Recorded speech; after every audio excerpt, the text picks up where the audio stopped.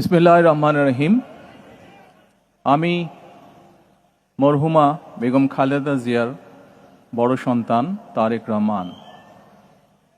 আমি আজকে এখানে উপস্থিত সকল ভাইয়েরা এবং বোনেরা যারা উপস্থিত আছেন,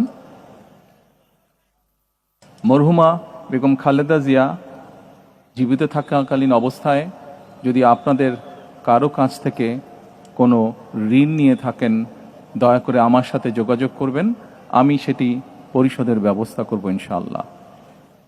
একই সাথে উনি জীবিত থাকাকালীন অবস্থায় ওনার কোনো ব্যবহারে, ওনার কোনো কথায় যদি কেউ আঘাত পেয়ে থাকেন, তাহলে মরহুমার পক্ষ থেকে আমি আপনাদের কাছে ক্ষমা প্রার্থী।